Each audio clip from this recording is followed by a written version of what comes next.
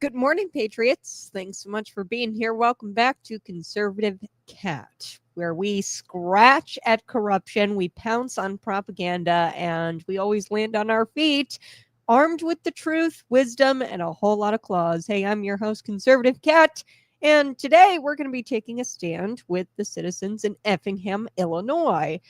Folks who they might just be the last line of defense against yet another scheme by Governor J.B. Pritzker and his big government machine to steamroll taxpayers. These people in Effingham, they are doing the work, and they are the last line of defense, really. So we're going to get to that. Plus, we are going to get to massage therapy being under siege in Illinois. I believe Illinois is paving the way for legal prostitution. They're blurring the lines between massage therapy and not massage therapy. They're saying they want to go after human trafficking and illicit businesses, and they want to regulate these illicit businesses. Wait a second. Regulate these illicit businesses? You should be locking them up if they're participating in things like human trafficking. I think that this is decriminalizing massage parlors where you can get like a happy ending. And I believe that Illinois is paving the way for legal prostitution. We're going to get to all of that. Plus, you're broke and betrayed here in the state of Illinois. Illinois lawmakers, they gutted this bill. And this is all you really need to know about the Democrat Party. They gutted the Emmett Till bill, okay, to hike your taxes. I'm going to get to who that is and how it's disgusting that the Democrat Party gutted this bill and replaced it to hike your taxes up. All of that and more. Be sure to go to patriotpumpenergy.com and use the promo code ConservativeCat at checkout. Sorry, I got like bones in my coffee this morning. All right, let's get to Effingham, Illinois, because like I said, folks, they are the last line of defense against this scheme by Governor J.B. Pritzker and big government. They want to steamroll taxpayers and they want to steal your voice. Effingham said, screw you, no way, we're not going to go down without a fight. So today's show is a case study in what happens when voters pay attention. It's also a warning about what happens when they don't pay attention. So buckle up, my friends, and sharpen those claws. Let's sink our claws into the truth this morning. So let's start with what happened. Back in September of 2024, Governor J.B. Pritzker quietly signed a law that strips local voting rights when it comes to your school district. If you live in Bloomington Normal, Central Illinois, if you live there, you know all too well about this because Dave Kaler, he did this with District 87. They wanted to acquire a new building, and he crafted a bill, sponsored the bill, and they crafted a bill to where it doesn't have to go to referendum. Typically, if you're going to buy a new building, acquire a new building, that's very, very costly to the taxpayers. You got to keep the lights on, the maintenance. If you're buying a new building for the school district, you have to bring that to referendum because that's going to be very costly. But Governor J.B. Pritzker, of course, quietly signed that bill. And then there was another bill that did it overwhelmingly. There was a carve-out bill that Senator Kaler did. But this bill just does it for the entire state of Illinois, right? So let me say that again. This law removes the automatic requirement for referendum, a public vote when a school district wants to borrow money for a certain construction project.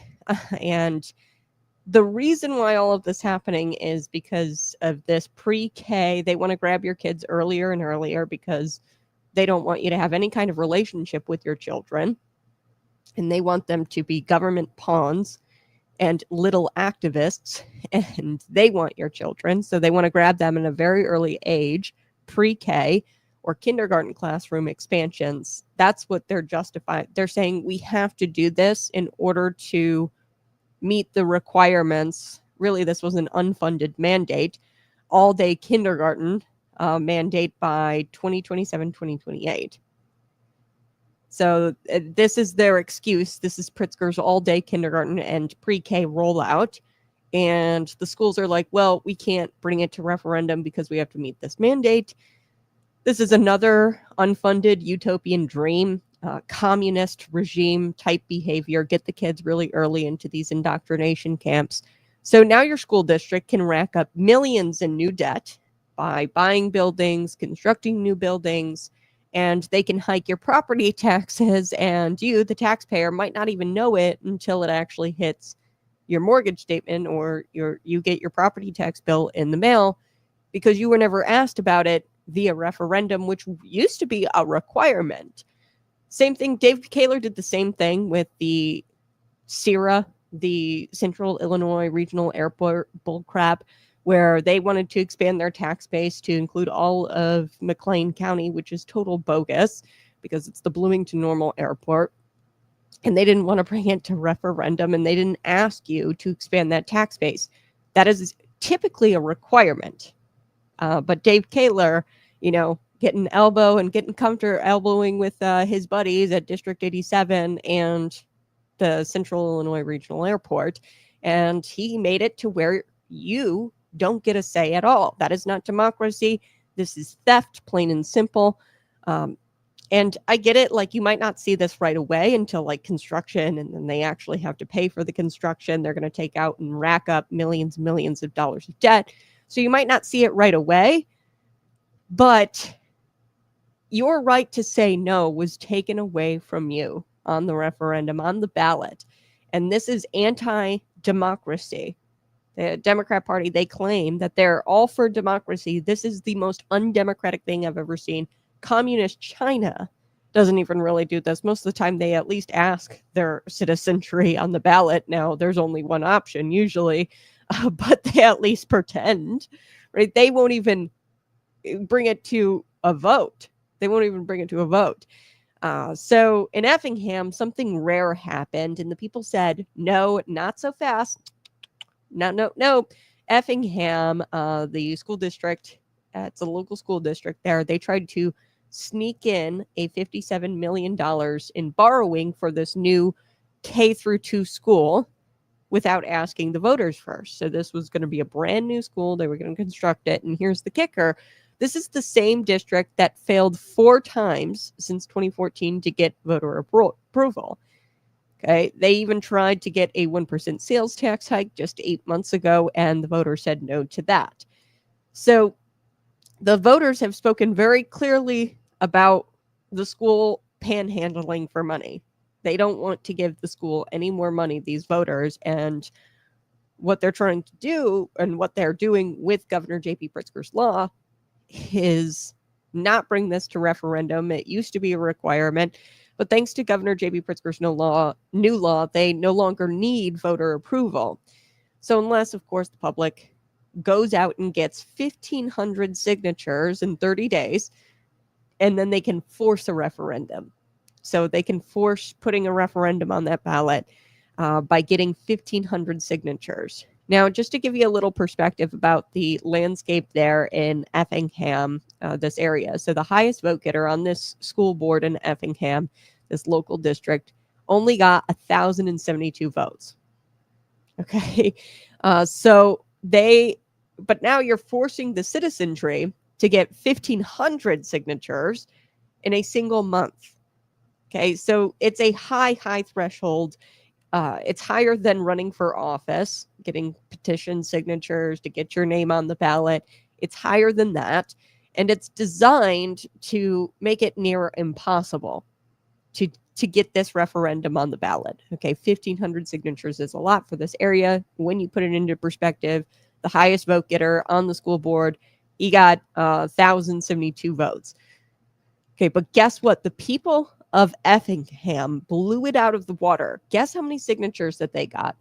3,000 signatures. What? And so they got nearly 3,000 signatures. And I'm just saying, I don't think that's really civic engagement. That is a full-blown citizen rebellion, and they are rebelling against government overreach. And this is the way the founders had intended this thing. This thing called a democratic process, a constitutional republic. This is what they intended it to look like. So let's be real about what's happening here. This isn't about the kids. It's not about the classrooms. This is a well-oiled machine for public sector unions, construction companies, and consultants and bureaucrats getting rich off of property taxes. Okay, you've got Holland Construction dropping $10,000 into the last sales tax referendum that the voters said no to. But Holland Construction, right, they would be awarded the project to build out this new, we can infer that they would likely be awarded this project to build out this new K through 2 school, this construction, the $57 million. So this construction company is going to be making tons of money, and it's in their best interest that the sales tax passes, this 1% sales tax that didn't pass. But Midwest bus sales, they also kicked in $2,500 to try to get that sales tax passed. So you see this locally everywhere. It's happening in your community. I'm just focusing on this Effingham story. It's been happening in your communities. Unit 5, District 87. They continue to raise your property taxes. They raised your sales taxes. Absolutely insane. I can't believe voters actually voted yes for that thing. You go to Starbucks, you get a $5 coffee. Now you got to be paying 5 cents every cup of coffee every morning to go to the school. So Holland Construction, like I said, they dropped $10,000 into the last sales tax referendum campaign, and we can infer, or we can kind of guess, who would be awarded construction of a new K through 2 school, likely Holland Construction, as a, hey, thank you for dumping $10,000 into that last. Think about that. That is a very small cost if they were awarded a $57 million project. So they're not doing this for the kids. They're not doing it out of selflessness. Okay, these people were contributing to those campaigns, the sales tax referendum campaigns. They're buying contracts.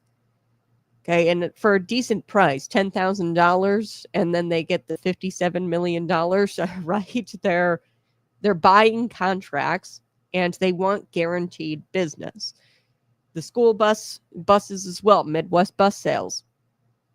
They want them to use their school buses and to buy their buses, right? So they kicked in $2,500.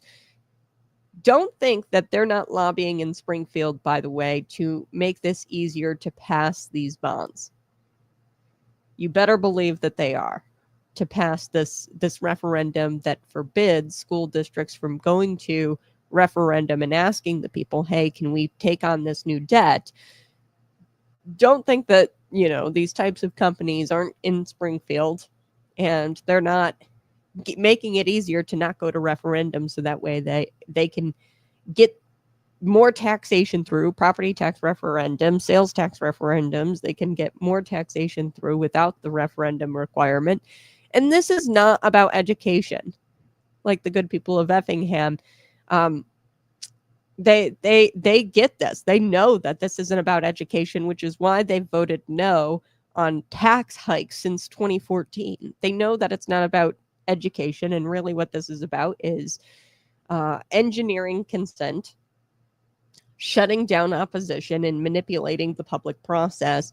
And these people in Effingham are awake.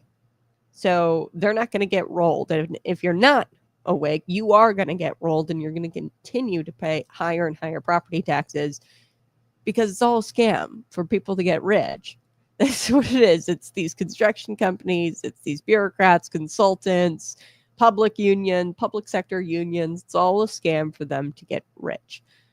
Because guess what? If they secure the public sector unions, the teacher unions, if they secure a property tax hike, and they are able to boost the salaries of teachers by a little bit, then they can charge more in a union fee.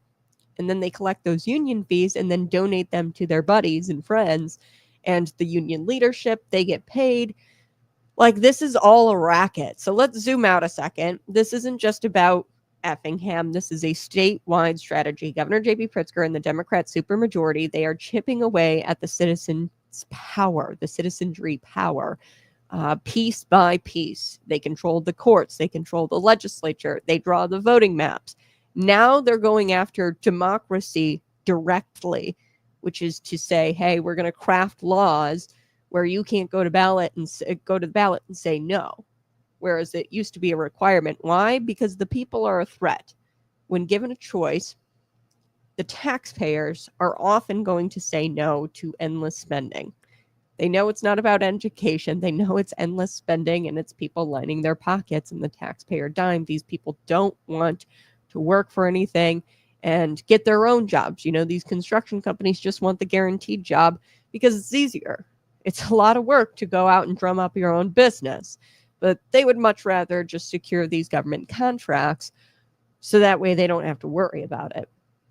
And they'll even pitch in some money for it via campaign coffers, and the PAC that was pushing the sales tax referendum, they'll contribute $10,000 if it means they secure a $57 million project.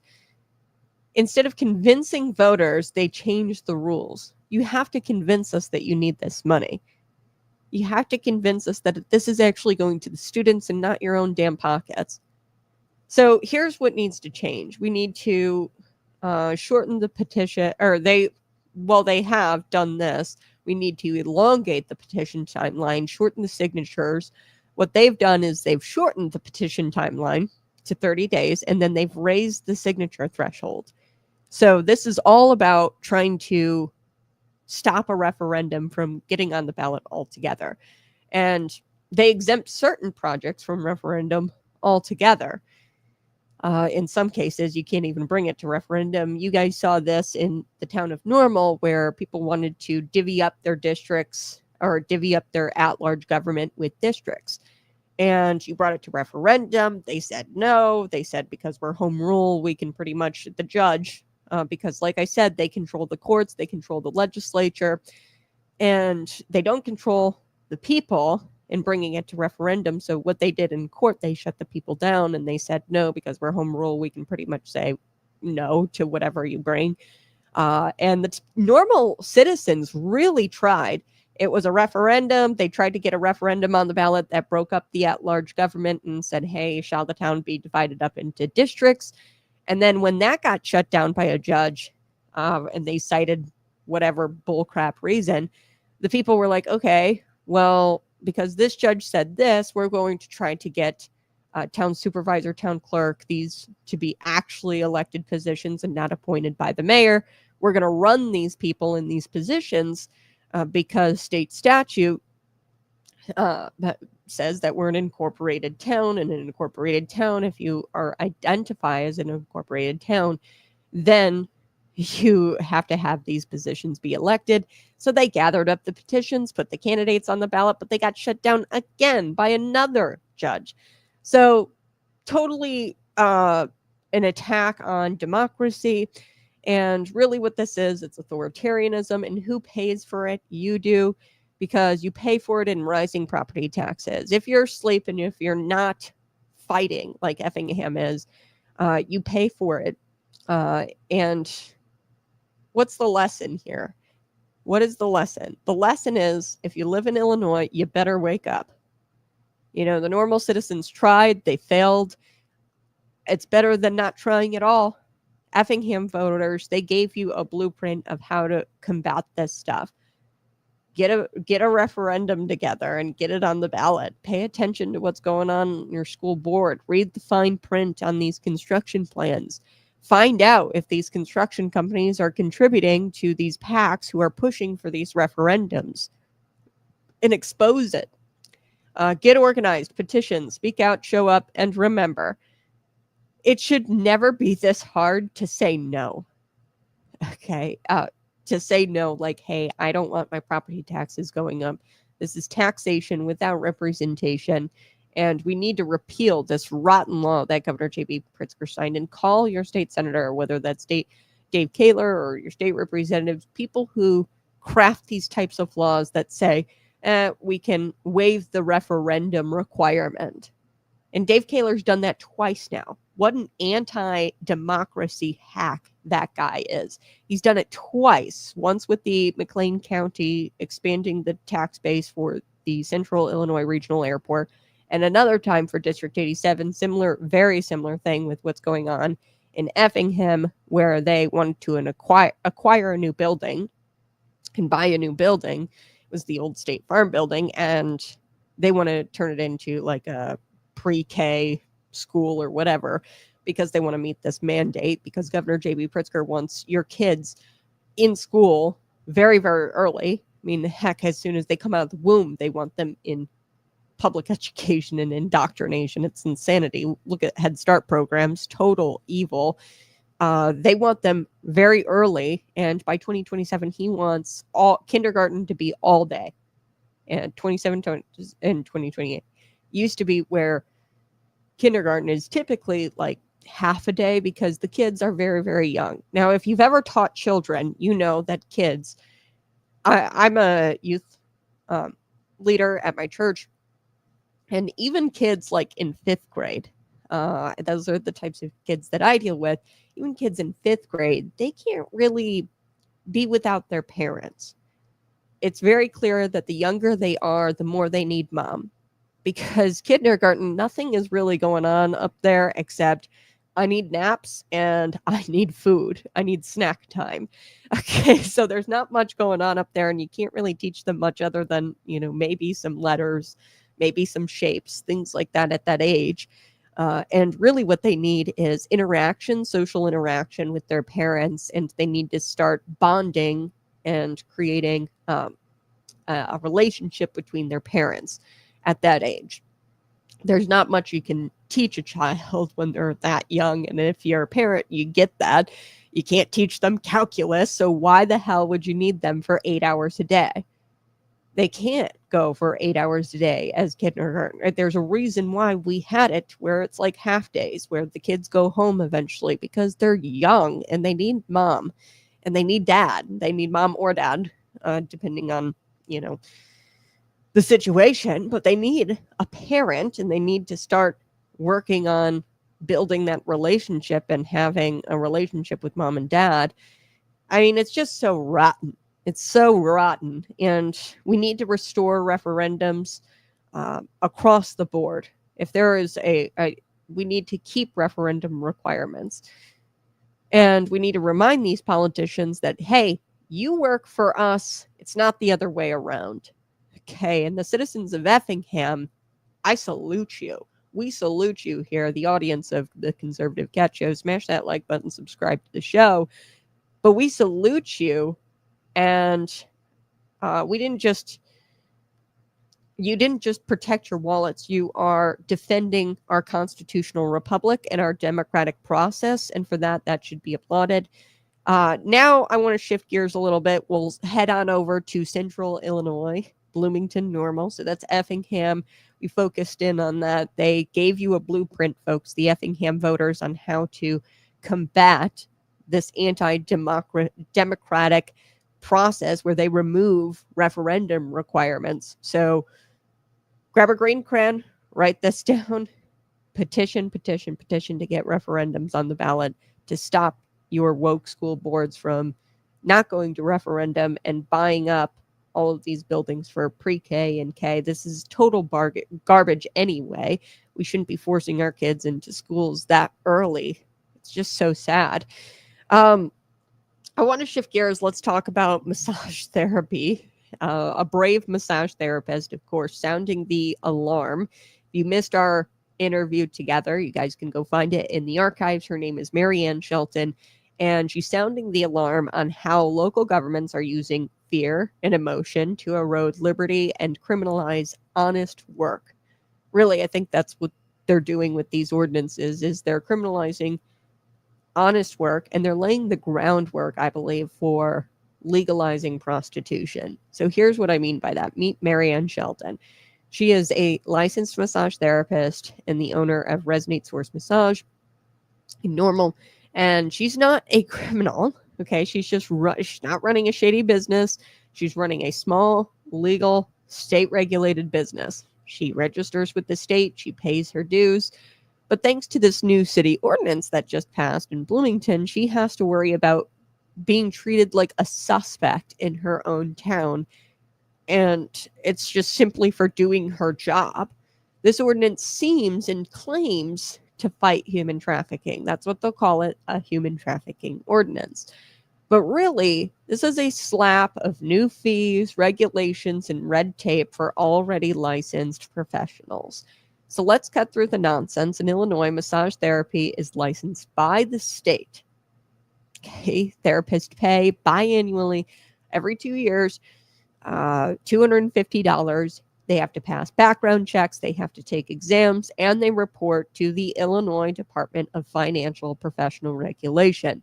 If you suspect somebody is not running a massage therapy business and they are running a massage therapy business and they are not licensed, you can actually go to IDFPR and report that as a public complaint. Law enforcement can go to the IDFPR and report that, and they can go check it out.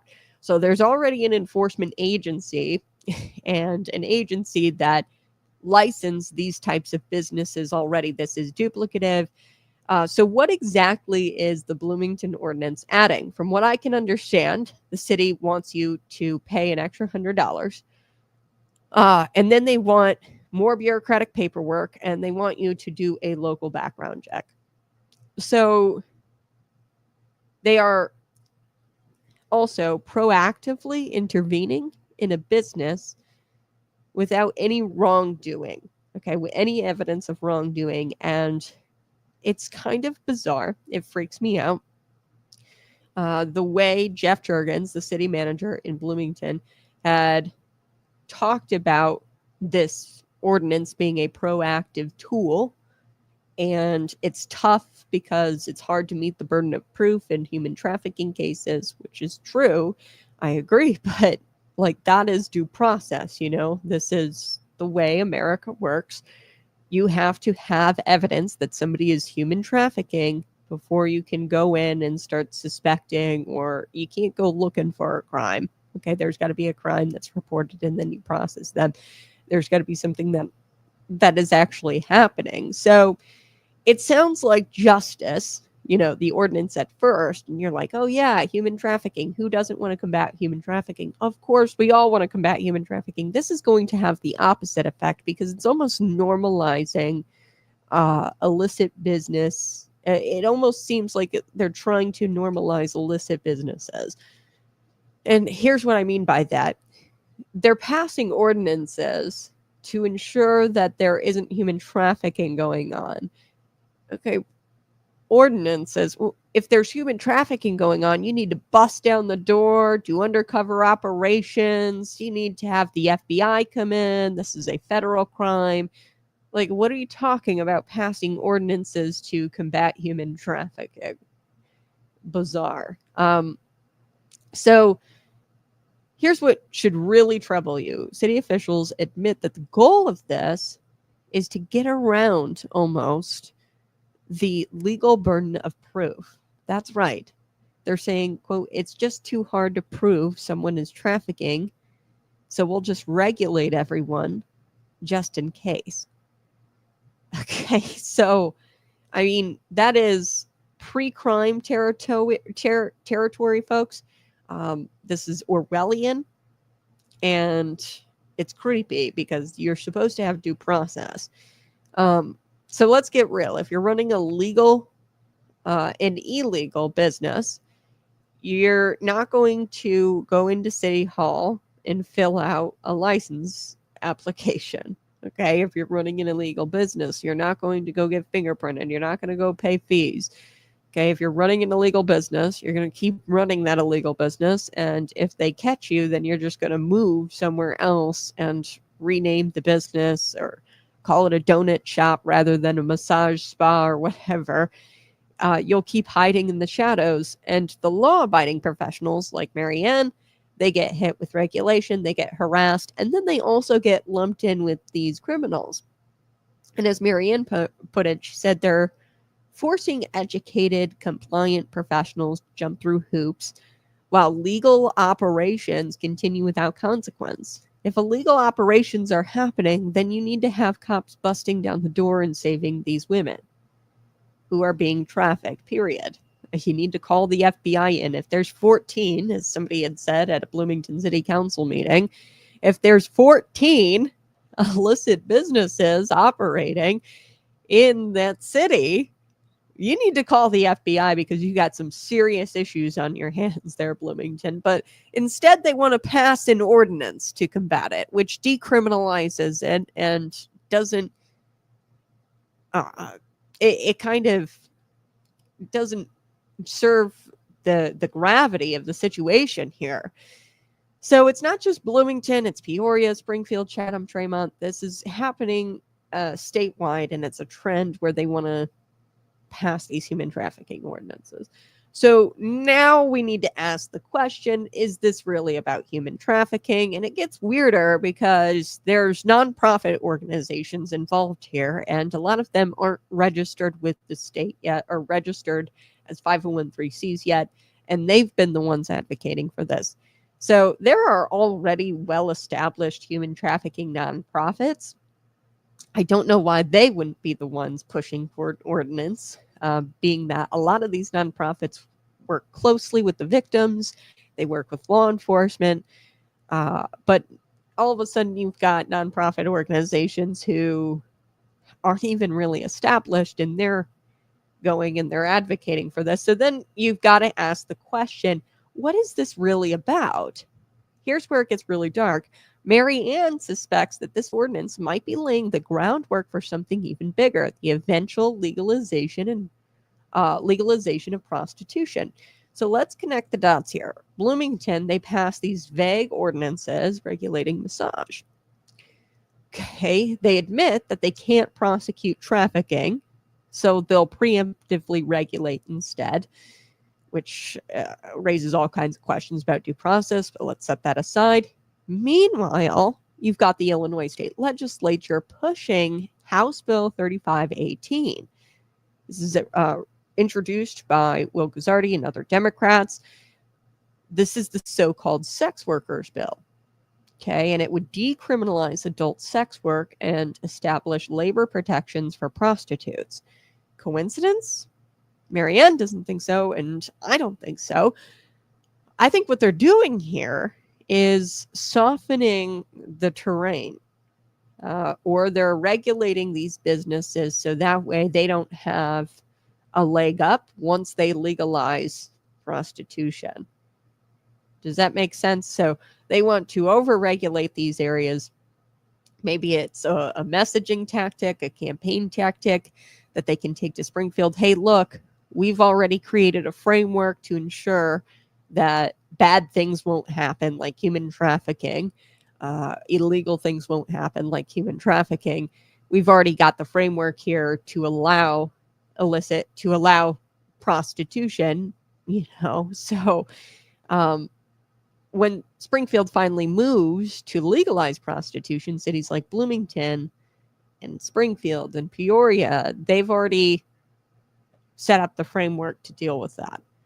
I mean, essentially, because they've overregulated these massage parlors and therapy and massage therapists, where these types of activities, legal prostitution, might take place. They've already established their businesses. I think that they're trying to overregulate it so that way they don't have a leg up in that industry once it's legalized. Because let's just be honest, they definitely would, because they've already got establishments. Their line of work is obviously very different. It's sad that they're being lumped into this, and they're just kind of like casualties in the whole thing. But they'll say, don't worry, we already have a system in place for oversight. So once they legalize prostitution, Bloomington can then say, don't worry, we already have the proper oversight. We passed this human trafficking ordinance. And I mean, this is all really creepy because the legalizing prostitution debate hasn't really happened. I mean, they've been debating it in the state legislature for quite some time, but it's not legal yet. And you've got municipalities kind of already creating a framework or a system and putting a system in place, laying the groundwork in case this does get legalized. So who's talking to who's all in on this? And I think that this system is currently being weaponized against therapists and not traffickers. Like, they're creating a system, and who gets hurt in all of this? These legal massage therapists who have spent years trying to squash the stereotypes that they have happy endings and that they're doing that kind of stuff in their businesses. These legitimate massage therapists who are trying to provide alternative health alternative medicine, they're trying to provide that, and they're being lumped in to this ordinance. And it's like, wow. Let's zoom out even further, okay? So this isn't just about massage therapy. This is just bureaucracy at work across Illinois and the country. Local and state governments are putting on layer and layer and layer and layer and layer of regulation on small businesses. And that's typically, I've never seen a business more regulated than the massage therapy business. $250 every couple of years. Then they've got to go through mountains of education, exams, things like that.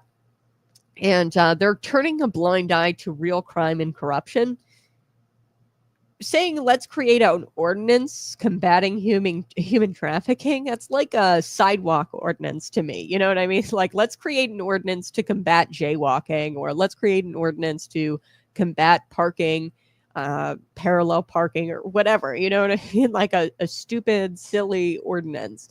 You know what I mean? Like, if it's a federal crime, it's a federal crime. You need to call the FBI right now, and you need to shut these businesses down and save those women.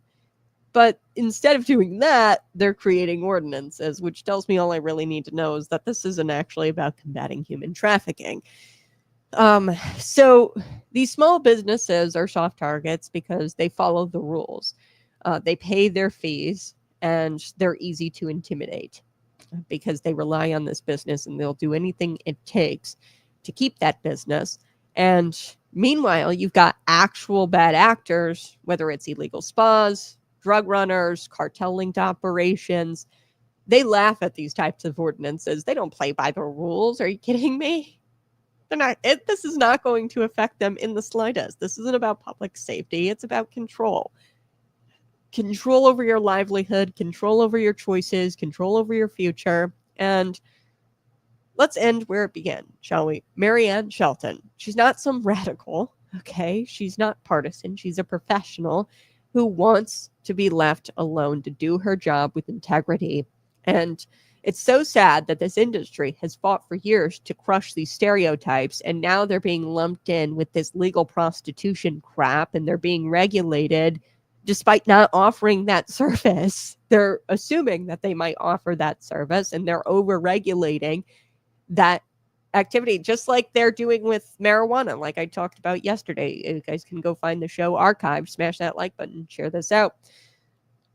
I'll get to your chats here in just a second if you've got questions, but they did it with marijuana. Now they're over-regulating this industry where these small mom and pop shops who are, selling hemp-derived products, which I think it's all bad, right? But they're squashing these small mom and pop shops because they aren't the approved big marijuana people who funnel money into the campaign coffers of politicians. Okay. So these massage therapists or massage parlors, they're not pre-approved, or they're not the approved big prostitution, right? If they legalize it, they want to make sure that everybody's on like the same playing field, so that way their guys, the people who are going to get into this business, they're super successful and nobody else could be successful in that business. That's really what I think is going on here. Although this is so sad because we're talking about legitimate massage therapists who probably want nothing to do with prostitution, but they just are going in and they're putting their thumb on the scale before anything even happens. It's not even legalized yet in the state. So she's sounding the alarm. Next, it's your industry, right? Your rights, your business, and you could be targeted with the same excuse. It's for your safety.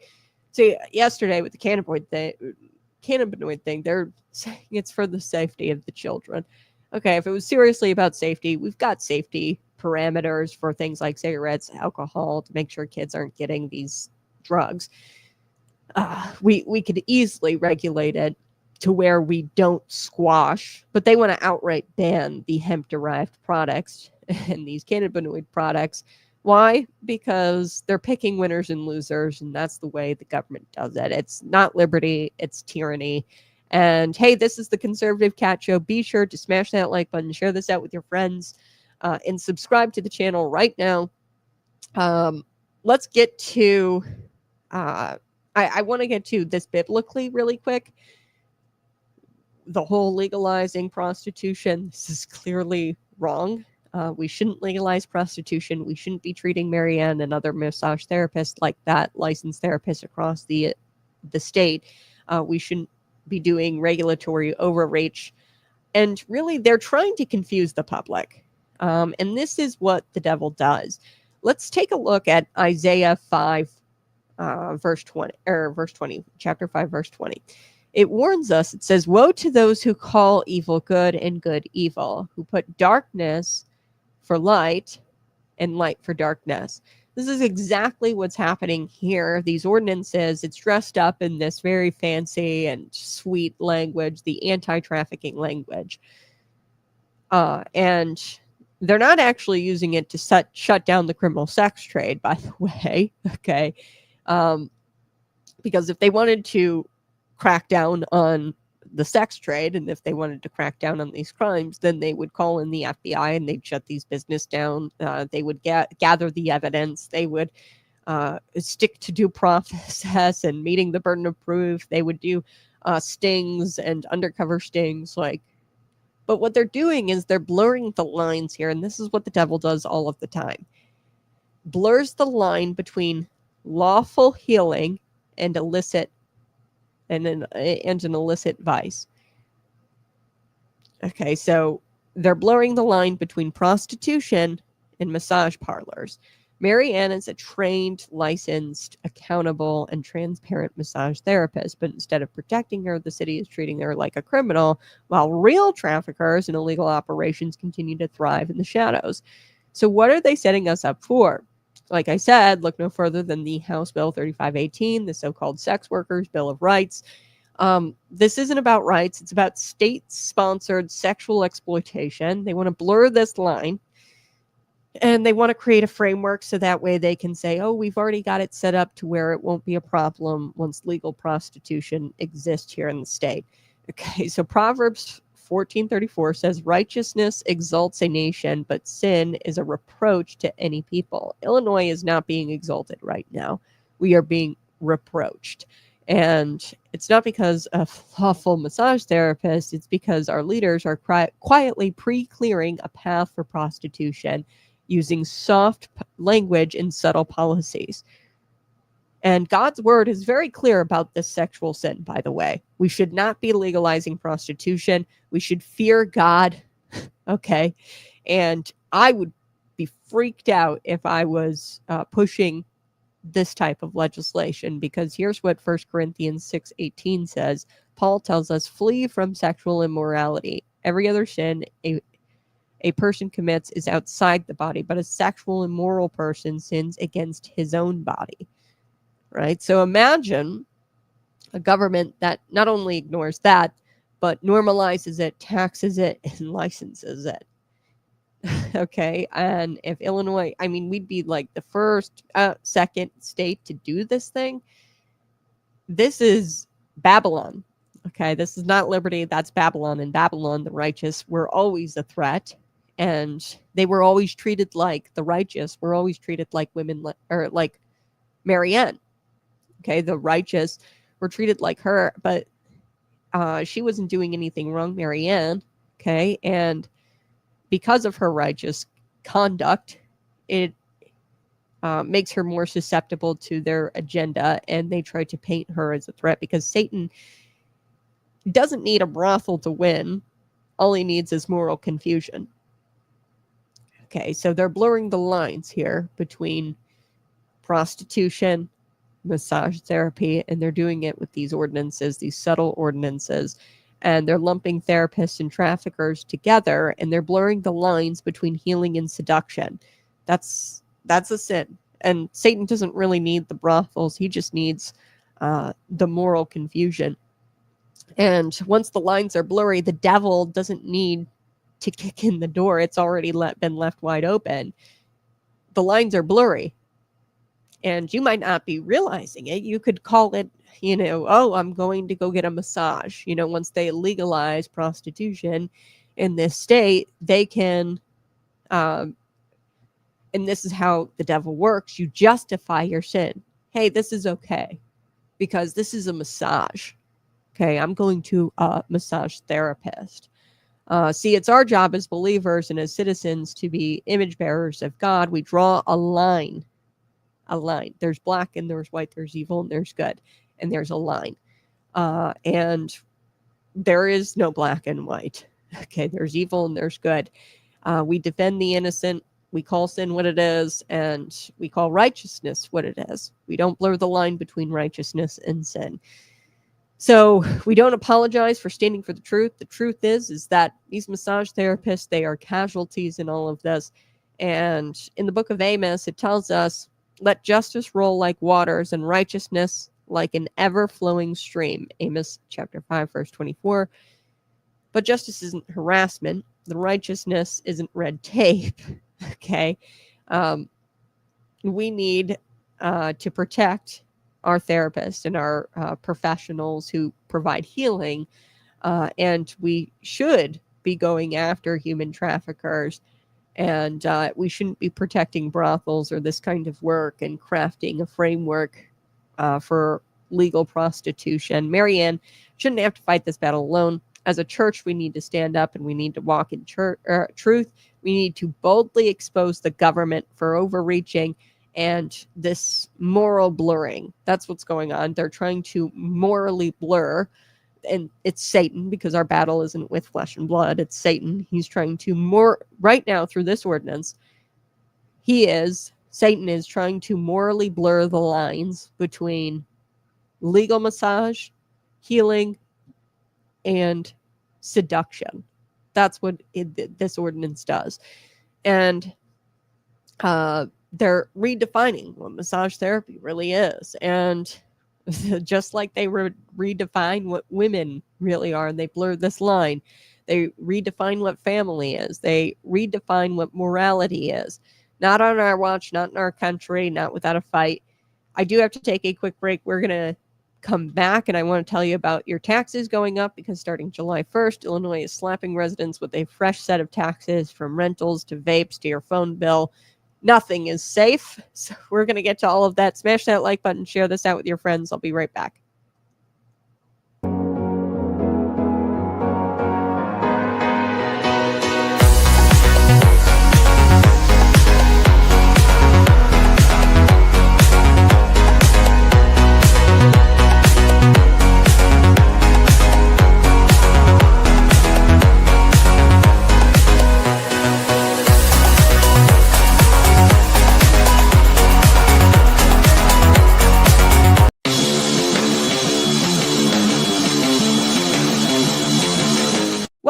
to Conservative Cat Clips, where we claw through the lies and we lay out the truth. No filter, no fluff. I'm your host, Kat, and we're tackling the abortion debacle today, but this time we're pulling back the curtain on abortion's ugly origin story. Let's talk about Margaret Sanger, founder of what would become Planned Parenthood. The left treats her like some sort of feminist hero, but they conveniently leave out where she was a eugenicist and she spoke at KKK rallies, and she wanted to, quote, weed out the unfit.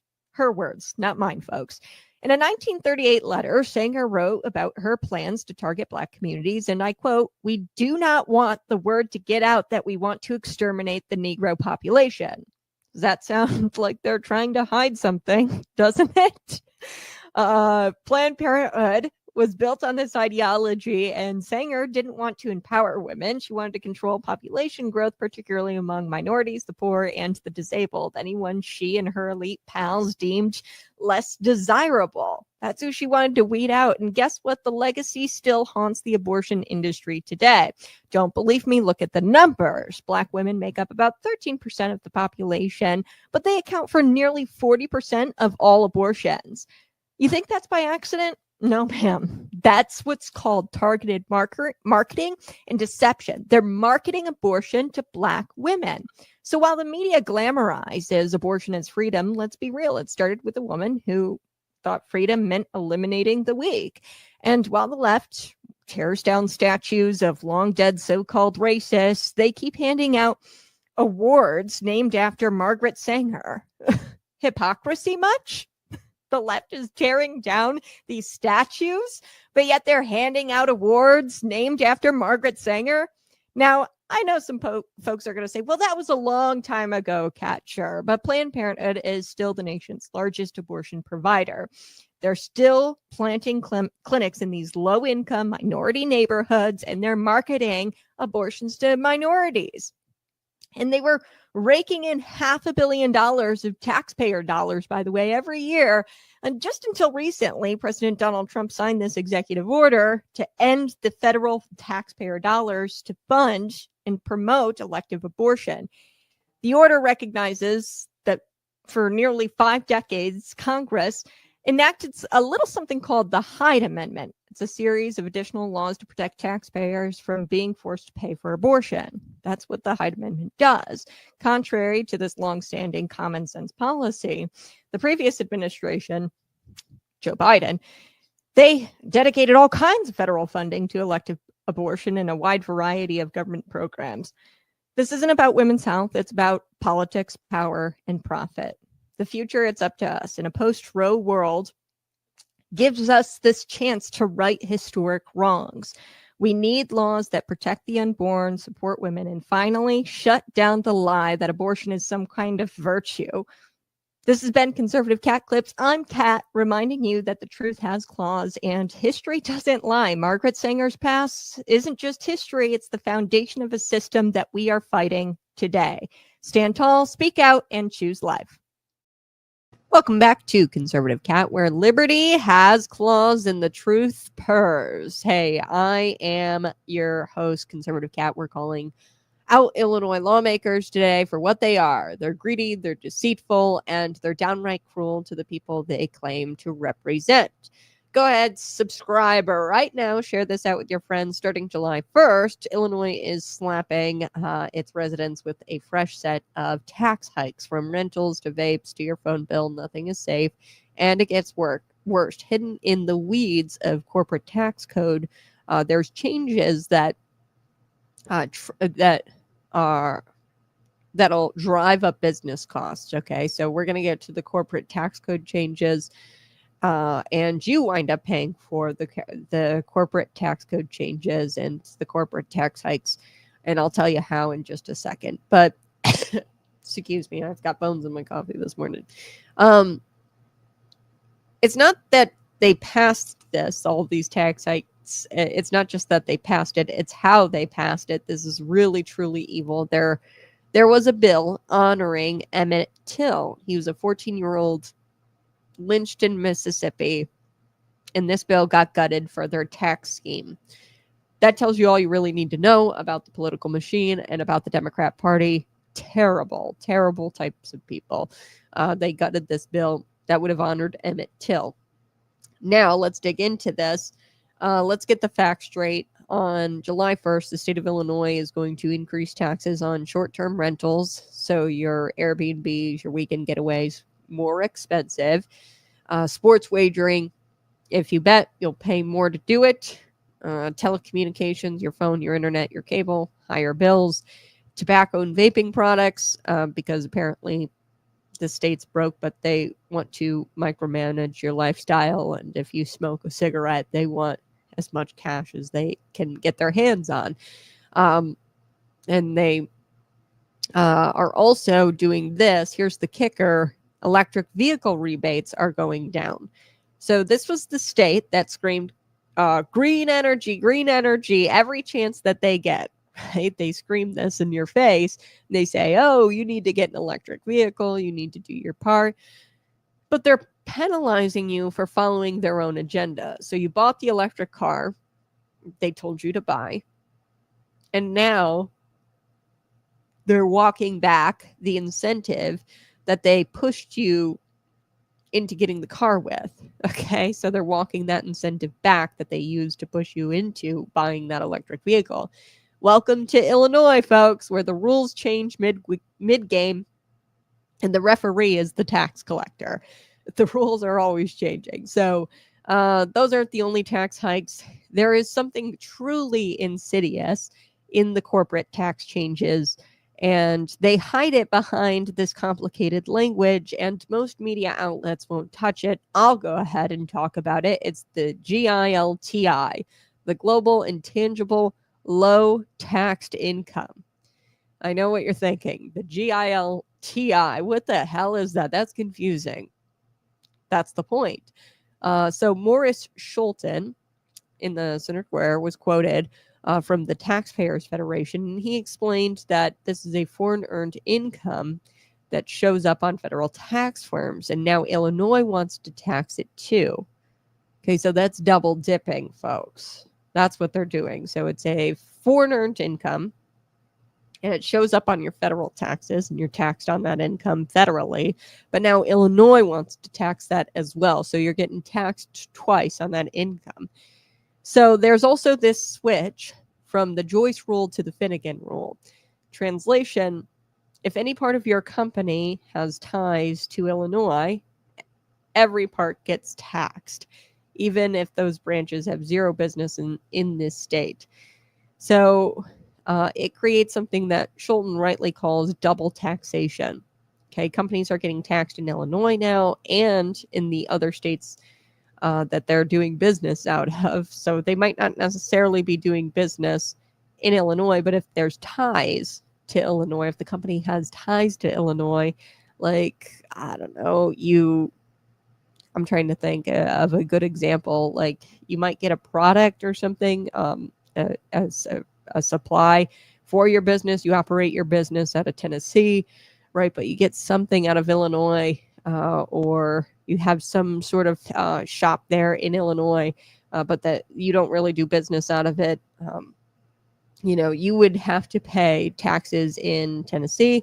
Then you'd also have to pay taxes in Illinois. So in some cases, businesses are going to wind up getting taxed 120% of their revenue. So think about that. Imagine you earn $100, okay, in income from your business, $100, and the government taxes you $120. Okay, that's theft. You'd scream theft because that's exactly what this is. Businesses are going to get taxed 120% of their revenue in some cases. So here's the punchline. Businesses don't eat those taxes, okay? Those taxes always get passed on to the consumer. I want to play this clip.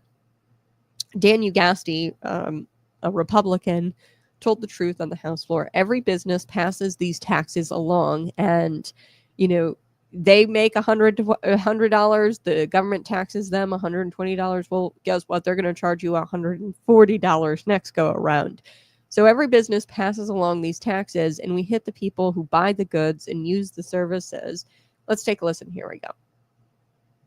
GILTI is a tax on foreign earned income that is kind of comes in on the federal return that the state would now taxed. So because you have, not every state has the same apportionment law, the same rules, everything else, they owe, 60% of their income is attributable here. Ideally, 40% would be attributable over there, but sometimes it's 60 over here and 60 over there, 120%, and now you're being taxed on more than 100% of your income, which is never ideal. Nearly $1 billion in taxes. And you can say, well, they went on businesses or they didn't hit people directly, but we all know that it's people who pay taxes in the end. Every business passes along the taxes we hit them with to the people who buy their goods and use their services. It's the way the world works. All right. So I wanted to share that with you.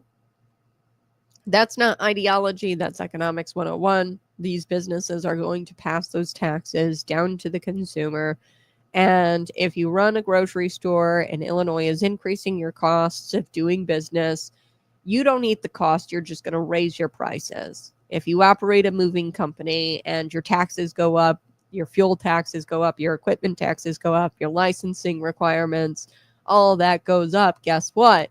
Customers are going to be paying more. They're not going to eat that cost because that's how the world works. Illinois Democrats know this, but they don't care because they don't feel it. Their salaries are protected. You understand, Democrats, they don't work in the private sector. They don't feel it. They work in the nonprofit sector. They work in the public sector. They have pensions that are taxpayer backed.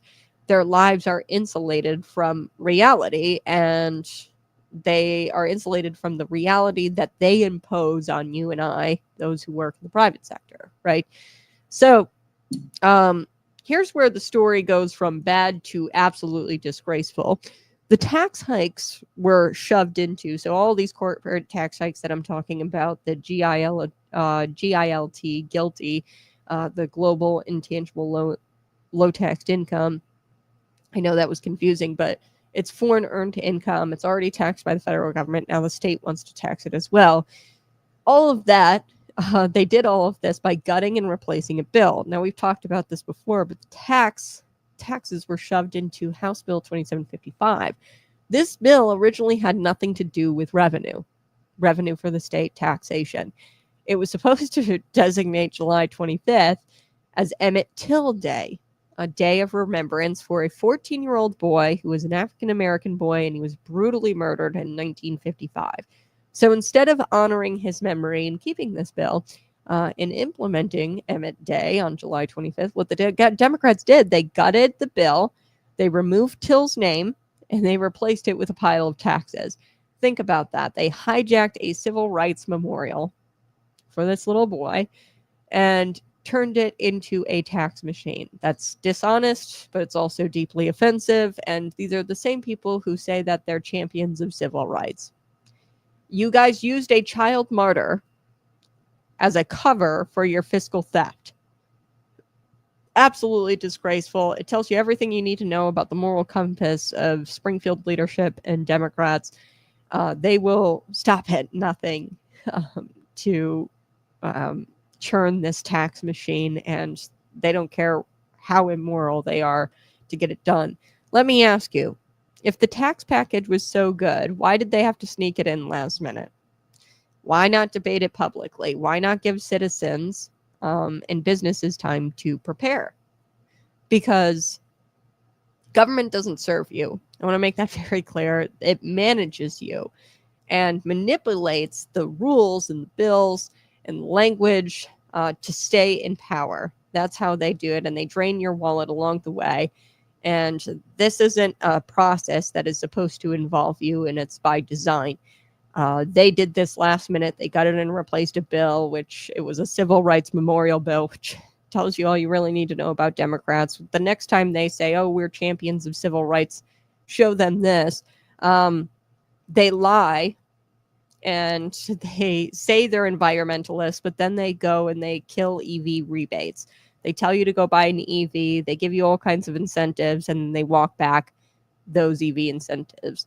They punish smokers. Marijuana, right? Remember when they were like champions of marijuana? Oh, this is going to be so great for you and healthy for you. It's medicine. People need it. And then they punish you when you actually go and buy it and you tax it, through taxes. So they crush businesses with duplicative taxes. They blame the free market when prices go up, and they blame capitalism. But the only reason why the prices are going up is because of the duplicative taxes and the insane amount of taxes. I got to take a quick break, but you're listening to Conservative Cat. Smash that like button and share this out with your friends. Check your blind spots. Men love to call things out. Weakness, hypocrisy, failure. We're wired to spot threats and take action. But Jesus didn't say, never judge. He said, judge not, that you be not judged. Why? Because judgment without humility is a trap. It turns you into a sniper with a log jammed in your eye. Matthew 7 hits hard. Jesus calls out a man who sees a speck in his brother's eye, but ignores the plank in his own. He's not saying, don't correct. He's saying, clean your lens first. Self-examination before confrontation. It takes guts to get real with your own sin, to admit you've gone soft, to face your pride, lust, laziness, or bitterness head on. But that's what real men do. They sharpen themselves before they sharpen others. Jesus didn't just want behavior police. He wanted heart warriors. Men who get the plank out, then humbly help a brother see clearly. Men who don't just flex spiritual authority, but walk with spiritual maturity. In verse 6, it's about discernment. Don't toss holy things to pigs. Don't waste truth on ears that mock it. Know when to speak. Know when to walk away. Before you blast through your next workout, check your form. Same with life.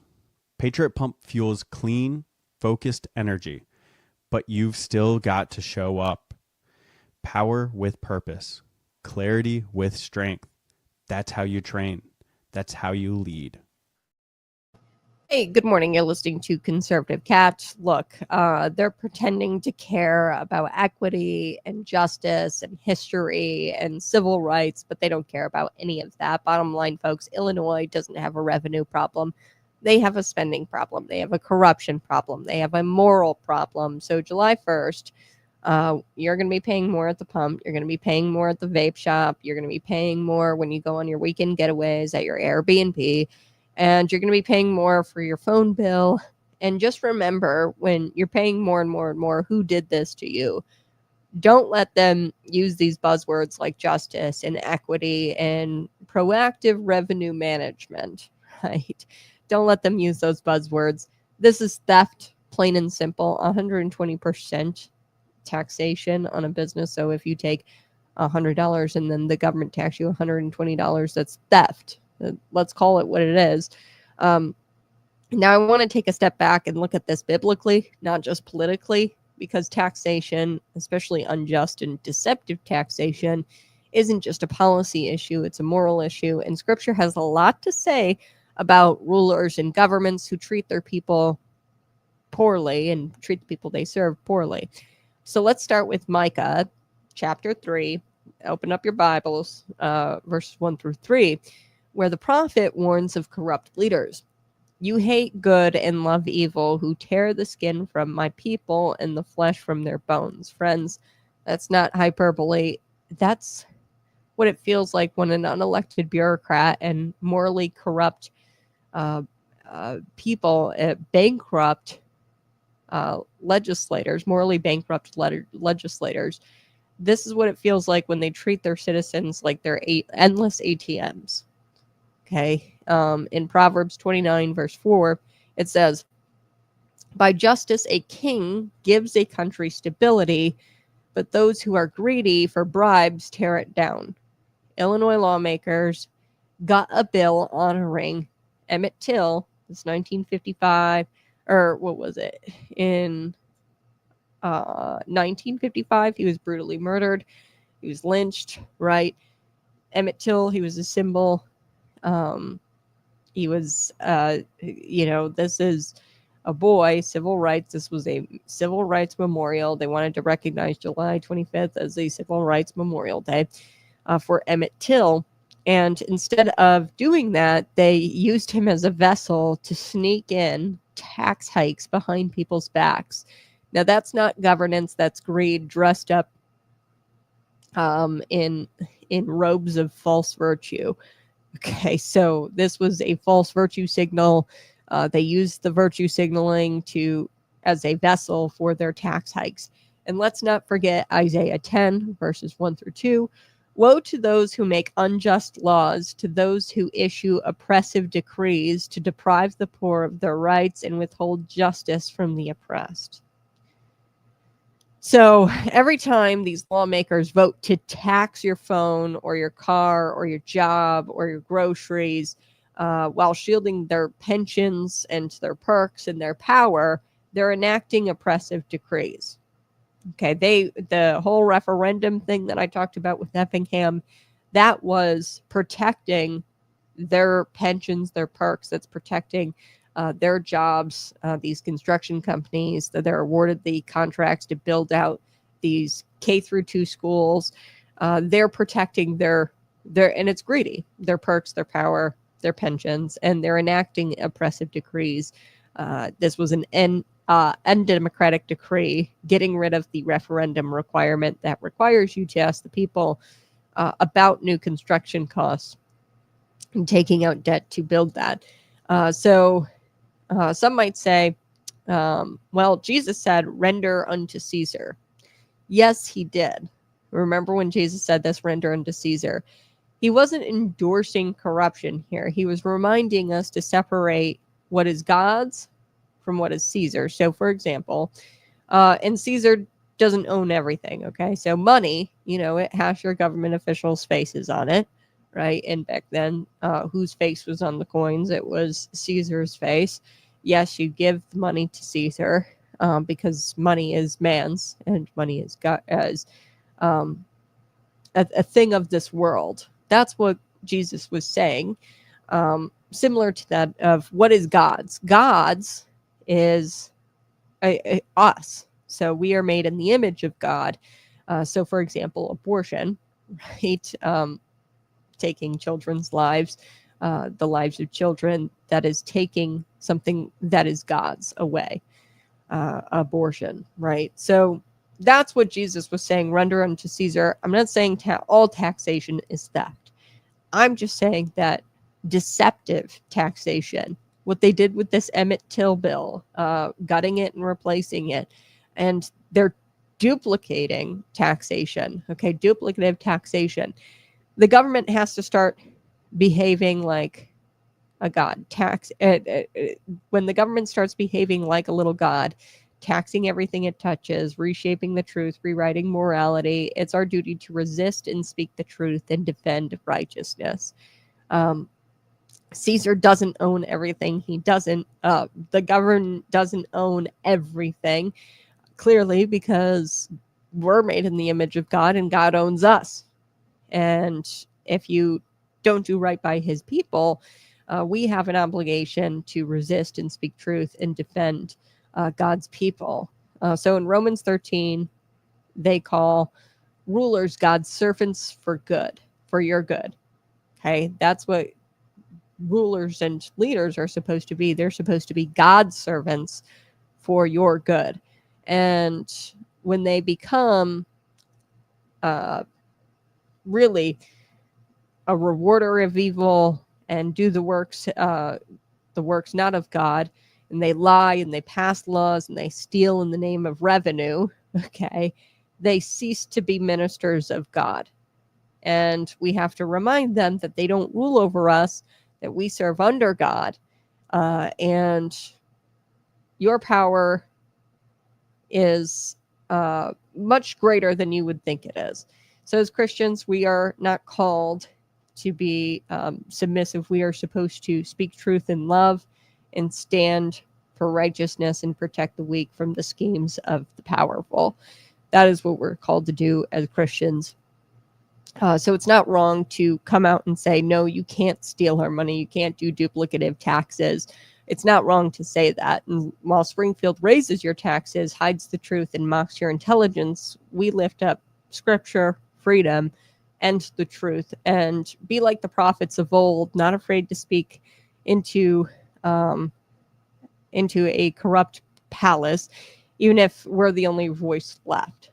Okay, don't be afraid to speak and say, hey, why'd you vote for this? 20 Republicans, 3 state senators, they voted to raise your gas taxes and then to continue to raise them, so they don't even have to come back to the drawing board.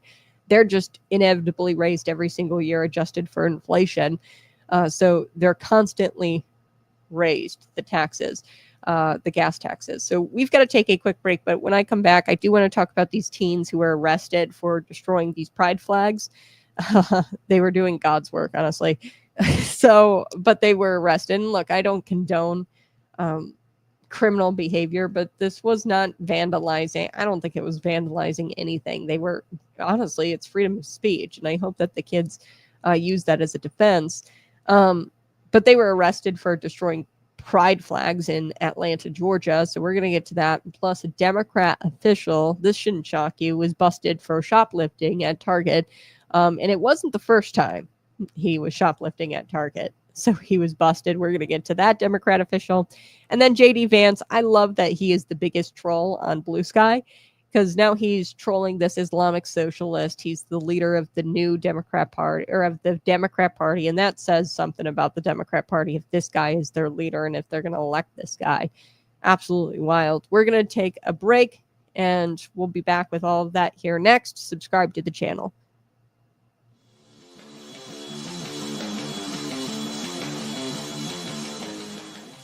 You're listening to Conservative Cat Clips, where we dig up the truth and we serve it all with a snarl. I'm your host, Cat, and today we are turning our claws on the man who ran Illinois like it was his personal little kingdom for nearly half a century. That's Michael J. Madigan, the Velvet Hammer. Soft-spoken on camera, but was a heavy-fisted, hard-fisted guy when it came to the backroom deals. He was slippery as an eel when the feds came knocking on his door. So let's get into the history. Michael Madigan was elected to the Illinois House way back in 1971 and became a speaker in 1983, holding that position for a very, very long time, longer than most marriages. Okay, most marriages don't last as long as he was speaker. He was the longest ever serving legislative speaker in American history, by the way.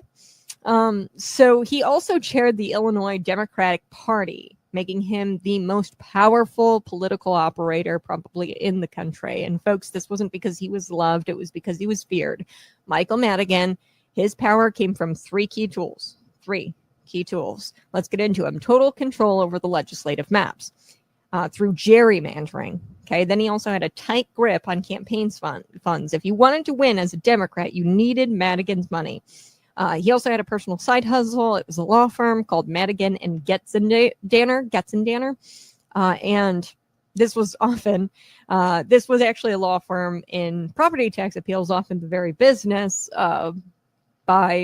affected by his legislation he passed. So this is very interesting.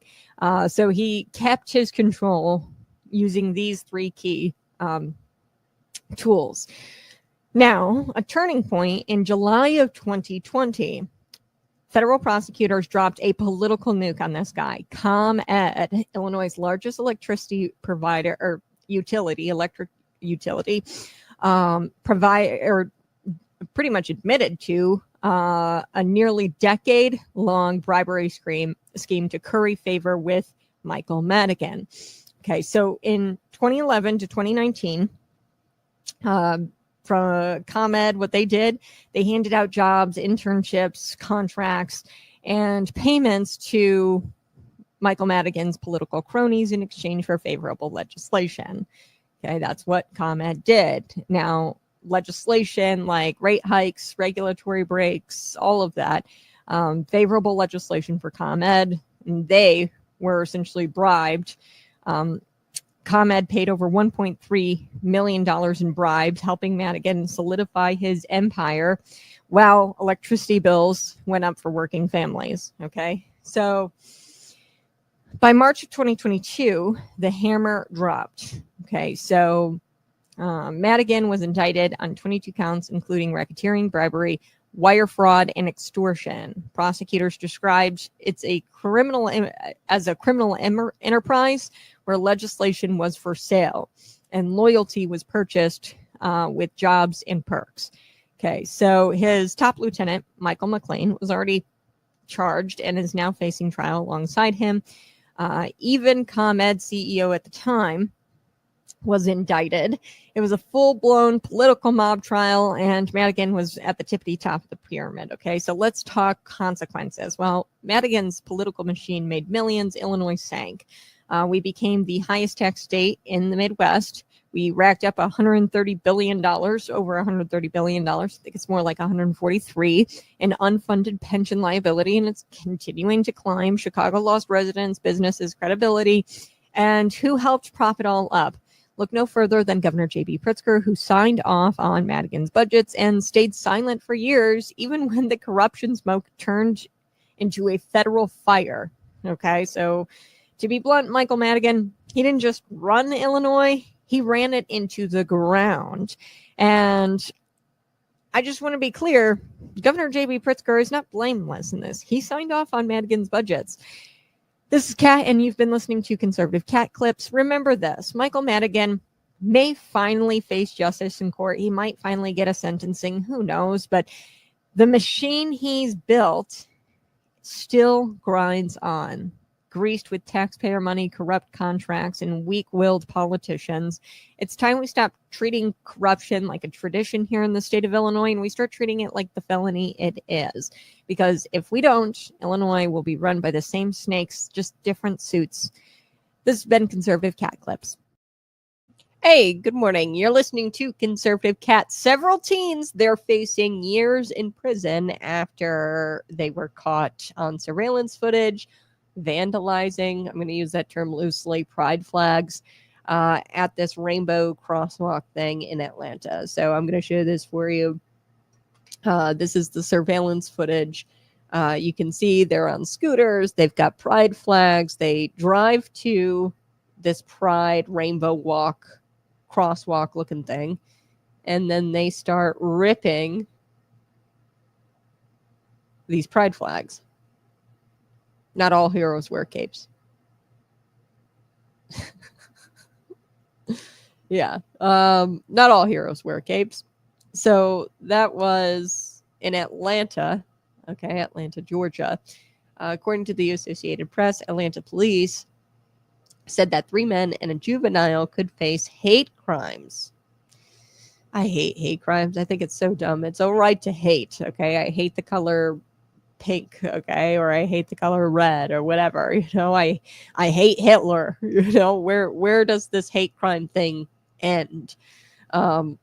It's okay to hate, okay. After they pulled down these LGBTQ flags, they cut them up, they ripped them up at this intersection, and this intersection in Atlanta is very well known as the center of the city's LGBTQ community. So they went there to make a statement, obviously. Police say they got calls at 1:40 a.m. So they did this in the middle of the morning, early mornings on Tuesday. 1:40 a.m. You had 6 males who were causing a disturbance. They received a call from a Karen, no doubt. And they went to this intersection in the city's Midtown neighborhood that was painted with the intersection is painted with rainbow crosswalks to honor the importance of Atlanta's LGBTQ community. Your bedroom preferences aren't that important to me. Why? Because they actually contribute to the population loss of humanity. So they're very insignificant bedroom preferences. Anyway, so the men, they coordinated a plan to drive to Atlanta from their locations northwest of the city. And this, according to police officers, are still looking for 2 of the 6 people. So there were 6 people. They've got 4. Okay, 4 men. 4 people were taken into custody, and they could face pretty hefty, or several teens. I think it was 4 teens. I'll have to look into this, but there were some teens out of this, and they're still looking for 2. Okay, so there were 6. They have 4. Now, I want to point this out. What really bothers me about this story, and most of you probably haven't heard, but there was a shooting. At like a basketball game, following a basketball game. It was right outside a Jonesboro church. 4 people were shot just outside of this church. But you didn't hear really about that story, okay? In that same type of area there, Jonesboro Church. They didn't make a big fuss about that story because apparently this is more important compared to that. This is basically a politically incorrect crime. Honestly, I think the kids were just, these teens, they were just expressing freedom of speech, right? You see Palestinian, Iranian, whatever, on college campuses, those activists, you see them lighting American flags on fire. They just took a knife and they just started scratching up the pride flags. What's so wrong about that? You know what I mean? So, it's a politically incorrect crime. You didn't hear about the 4 people dying and getting shot outside of church after a basketball game, following an evening basketball game. You didn't hear much about that. But, the authorities, they have very important things to do, which is to police the streets for teens who are arguably doing a public service. I would say that this is a public service. Not all heroes wear capes. Now, I want to be clear. I don't condone criminal activity. This doesn't look like criminal. They're on scooters, for Pete's sakes, and they grabbed pride flags and they took knives and scratched them up. Like, they weren't hurting anybody, and honestly, it looks like an expression of free speech to me. And, I thought that, correct me if I'm wrong, I thought that the left and progressives, I thought they were against prosecuting teenagers. Okay, because something about root causes or whatever. 2 18-year-olds and a 17-year-old from Dallas, Georgia, were taken into custody, in addition to a 16-year-old from Taylorsville. So they got 4 of them. They're looking for 2. All 4 were charged with obstruction, criminal damage, property conspiracy, prowling. Georgia is one of 3 states where 17-year-old criminal suspects, they can be automatically charged as adults if you're 17. So the police also cited the 16-year-old boy's father. So I called for this in Chicago, these teen takeovers. I've been saying, hey, you got to charge the parents, fine them. So they cited the 16-year-old's fathers in this case for failing to supervise his son. Absolutely incredible. They went after the father for not raising his kid to believe and to bow down to the rainbow flag and the rainbow mob. They went after the father for not indoctrinating his kid. You truly can't make up this level of insanity, folks.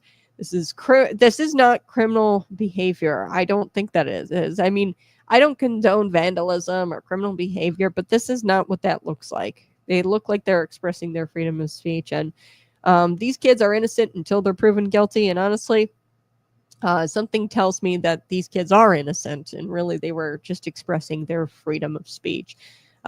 So I want to get to Diane Benjamin here in just a little bit. We are going to be talking about quite a lot of things, but Diane Benjamin, she's from BLN News.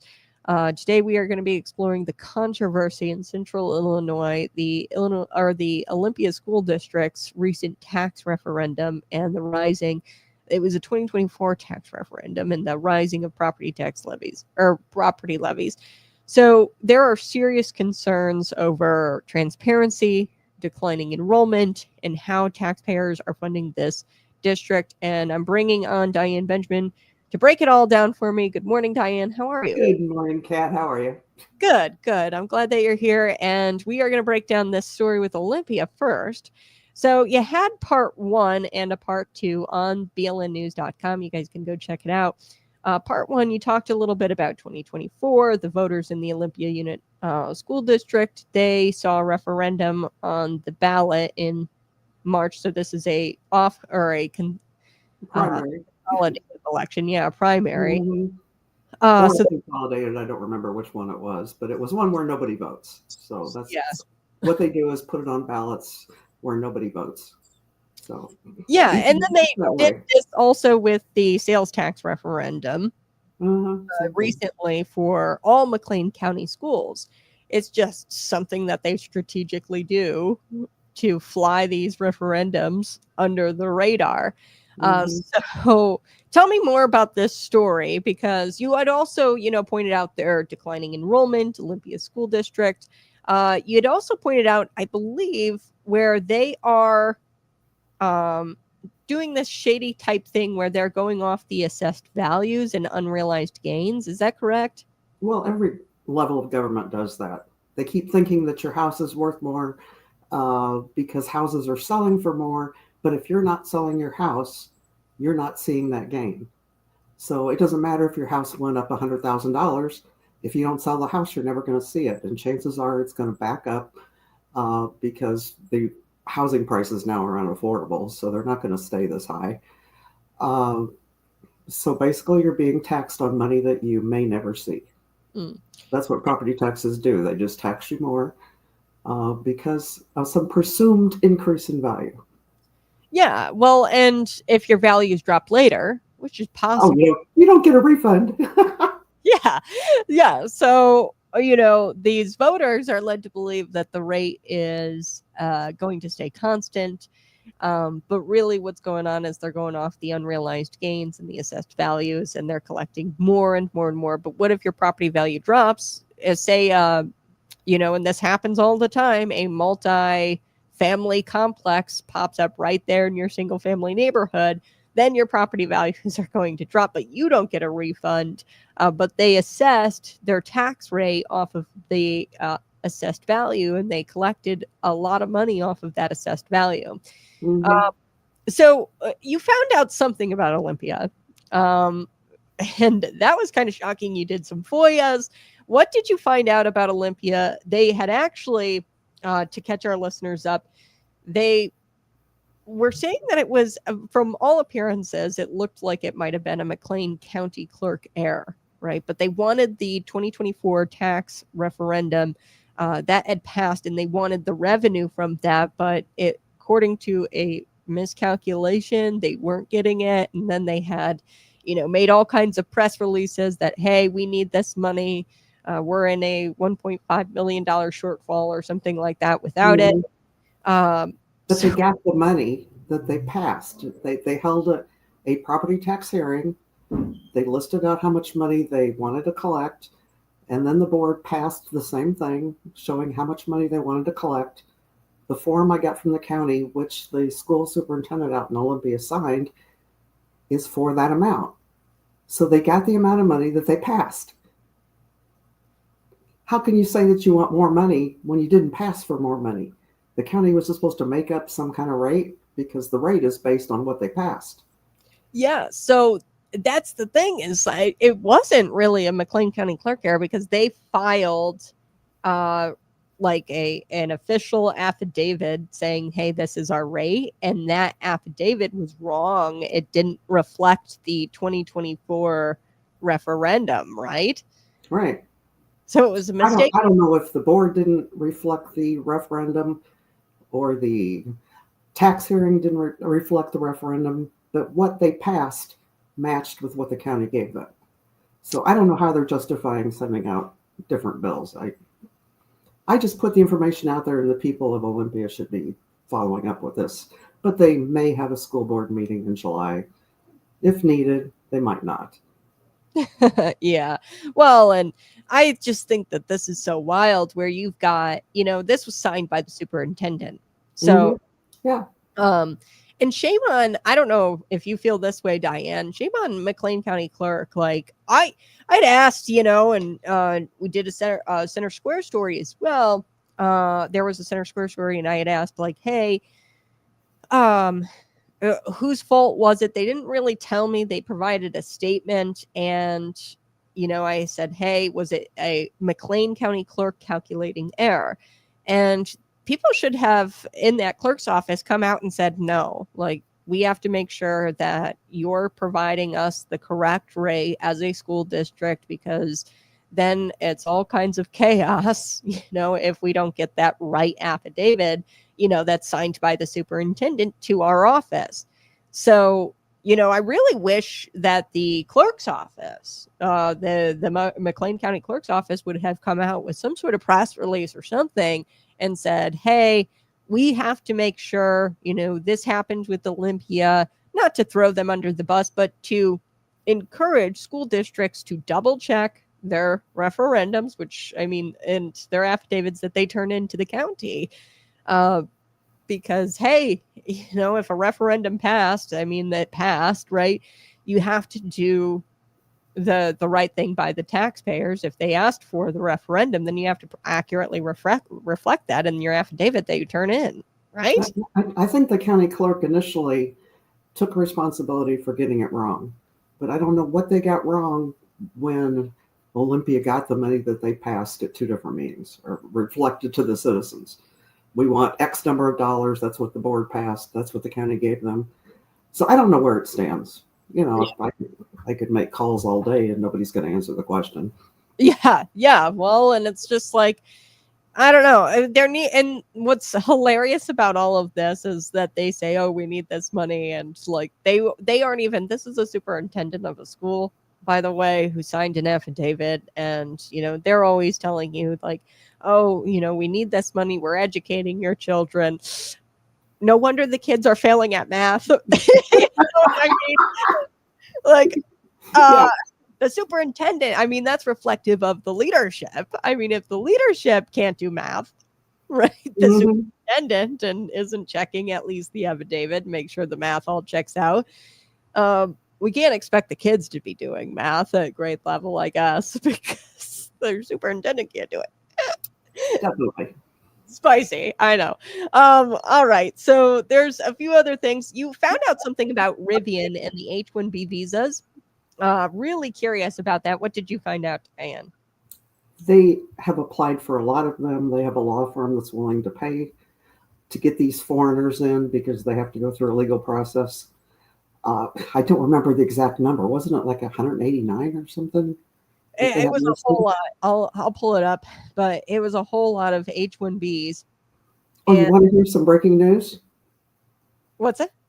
You want to hear breaking news? Yes, let's hear it. Breaking news. This just in. Diane Benjamin from BLN News. Rivian laid off salaried people this week. Oh, wow. I've talked with some Rivian folks there, and they've said to me before where, like, we go to work and we want to do, like, our actual job, but there are no cars on the line, and they just have us, like, grab a mop and start, like, mopping the floors and doing cleaning. I've heard that too. No cars on the line.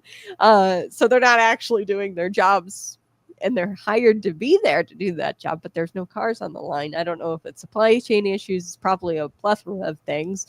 They're not making a ton of money on the EVs because they're not selling them. Right? No, their lot is full of EVs just sitting there. I drove by last week and it's like, oh, that's a lot of vehicles. Wow. Yeah, I'm looking at your story now. An incredible amount of H-1Bs that Rivian wants. And what's really sad is that H-1B is such an abused system, folks, where you've got people coming in and they're getting paid far less than, what somebody like a traditional American would be paid in that job. And it's abused, and it's almost like importing foreign labor, foreign slave labor. People are getting paid less than what they would. And typically it's Indian people. I'm just being statistically accurate there. It's like 70% of the H-1B visa holders are Indian, and they're getting into. I think on that website it listed what countries they were hiring from, and a lot of them were Indian, but there was a lot of miscellaneous countries on there. I'm looking at this 2009 labor condition applications for H-1Bs, 399 labor certifications for green cards during fiscal year 2022, through 2024. That's what Rivian had filed. Rivian was ranked number 63 among all visa sponsors. Additionally, 18 LCAs, that's labor condition applications, and 3 LCs were denied or withdrawn during that same time period. So, yeah, I just think that this is, you invest in all of this Rivian, with taxpayer money, tax credits. I can't keep track of how many tax credits this place has gotten. And at the end of the day, it's not really serving American people, right? We're not getting a return on our investment. You invest this taxpayer money. Pritzker, you put it in your story, invested $1.5 billion into Rivian's Normal facility. I'm sure it was even more than that. This is just one. That's just the latest one. Yeah, latest. And then, you're investing all of that, and they say, oh, well, it's going to provide jobs for the community. This is going to be such a good thing for the community. But then you import all of your labor from foreign countries. Who is that really helping? No one. And then nobody's buying the damn cars. Yeah, no kidding. Yeah, that's the worst part. Yeah. So we've got more. I wanted to get to, I think you were blasting Crystal Label for this ICER post that she made. She had pictures on her Facebook post, and you asked the question, are you obstructing ICE, Crystal? spreading false information. Yeah, looks like it. Yeah, so tell me about this Facebook post. What was it? She lists a phone number to call if you spot ICE in town so that they can send out rapid response teams. It's like, how is that not obstructing ICE? ICE has a job to do. The federal government is in charge of immigration, not Crystal Label or the rest of her little local clowns that had a little march down at the county, which was only about 30 people. It's like Americans hired Trump to get rid of illegals. They knew that he was going to get rid of illegals, especially the criminals. And if she wants to protect criminals, then, we'll see what happens. Normal voted for her. So get what you vote for. Yeah, and I can't believe. So this whole New York City socialist type guy that Trump has been blasting, she's been putting on her social media. She goes, "Oh, the outrage, and he wants free this, free that," and that's really what it is. It's like a communist. Hey, I'm going to give you free stuff, so vote for me. The guy didn't even get that many votes. Like the voter turnout for this guy was very, very small, and I don't even know how he got in. But she's an advocate of like the most radical anti-Semitic Islamist socialist in New York. Crystal supports him. Yeah. I posted it this morning that she did. Yeah. She wants free stuff, communism, socialism, everything's free. She has no concept of history or how socialist governments fail, like San Francisco. They're actually trying to reverse course because they have drug addicts and poop all over their city. It's like New York is going to turn into a major slum if he's elected. So hopefully they can stop it. Yeah. I and like what's really sad is like I don't think that the people want him. It's just this weaponized group of voters of registered Democrats in New York. There wasn't a whole lot. So only 20% of registered Democrat voters in New York City bothered to vote in the primary. And the portion who voted for Zoran is his name, amounts to only 5% of New York City's population. So only 5% of New York City's population voted for this guy. So I also heard that people who earn under $50,000 did not vote for him. Wow. Which I think would be the exact opposite. They would want their free stuff, but no, they realized that somebody has to pay for the free stuff, and eventually it's going to end anyway, so we don't want it. It was the rich, probably white, progressive, college-educated women that went out and voted for him out of compassion. Yeah. My white guilt. Yes, the white guilt. Yeah, well, and I can't believe that he rose to prominence as a New York City assemblyman. Actually, he accomplished nothing when he was in the assembly. Yeah. He was just elected assemblyman. He didn't have any great, huge accomplishments. Well, and I'd say the same thing for socialists here in our local area. Like Crystal Label, I can't point to a single thing that she's ever done.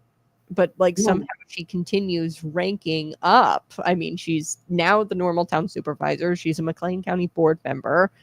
And she just continues to go up in the ranks. And I think it's really because they weaponize like you said, cat ladies, the single cat ladies, these white liberal women who have this white guilt, and they weaponize this part of the voter base, and they gain, I would say, some prominence, not like meaningful prominence, but they just gain because they're so loud also on social media.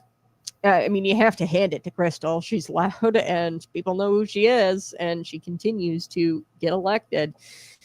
But yeah, his whole shtick, he wants to make buses free, like public transportation free and bus rides free, and then groceries.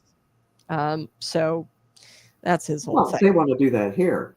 Of course, that'd be one way to get people on buses, because you see empty buses everywhere. Gee, now they have them wrapped so you can't see who's on the buses. Diane, I don't know if you can tell us how much they get in taxpayer dollars, but I did a quick ChatGPT search. Actually, it was because I was in Bloomington. I was going to church and I was driving. I look over and there's a Connect Transit bus. And I'm like, there's not a single person on that bus. There's one person on that bus, actually in the back.